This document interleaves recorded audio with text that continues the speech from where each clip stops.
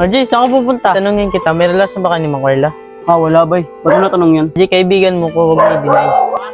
Pero bay, siguro tanong natin to. Sige, RJ. Bay, nadala lang naman ako sa kanya eh. Hindi ko talaga ito ginusto. Oo, Jay, naiintindihan naman kita eh. Kapon kasi nag-uusap kami ni Lepot, nakita daw kayo. Si Mang Carla kasi, hindi ko daw siya susundin, tatanggalin mo ako sa trabaho. Bakit nga nang papoto kay Mang Carla? Kilala naman Lepot na ugali ni Mang Carla.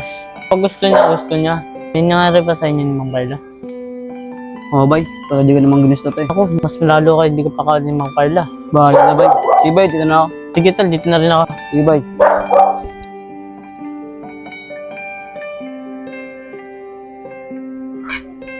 Abe, baka be ha. Sige na be, pasok na ako.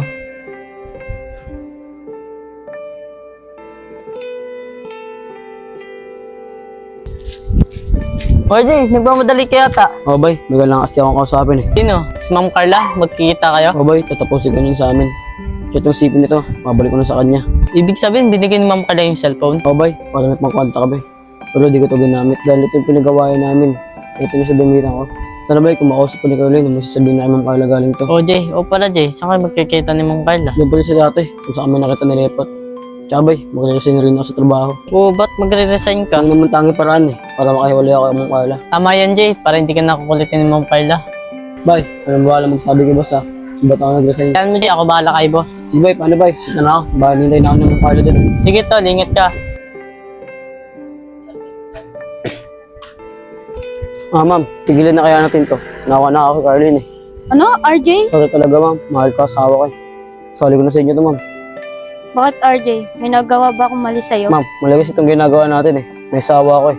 At isa pa ma'am, marami pong lalaki dyan. Maganda naman po kayo eh. Sigurado marami pong magkakagusto sa'yo. RJ, paano na yung nangyari sa atin? Wala lang yun sa'yo? Ma'am, sorry po. Mag-resign na rin po ako sa trabaho. Hindi ka aalis. Ma'am,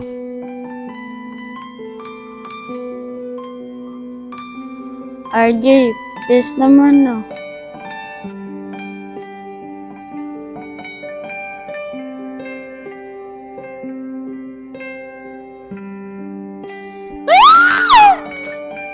Uy, bay! Oh, Di ka yata pumasok ah. hindi di, namin ngayon eh. Sinasabi ko na nga be. Abay, may alam ka bang maling ginagawa ni RJ? Ha?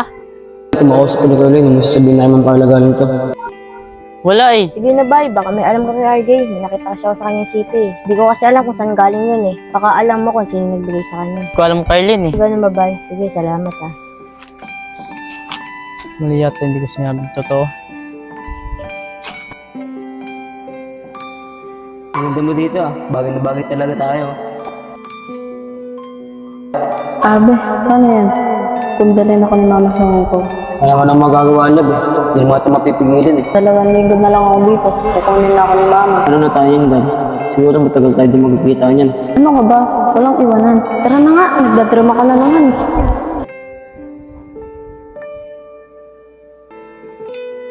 Obe,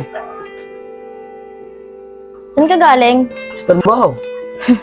Trabaho? Baka ikaw yung trabaho. Be, ano ba yung mga pinagsasabi mo? Daling mo din magpanggap eh, no? Sinungaling! Galing ako kalabay! Sinabi sa akin, dirap niyo daw. Sorry be, may sinungaling ako.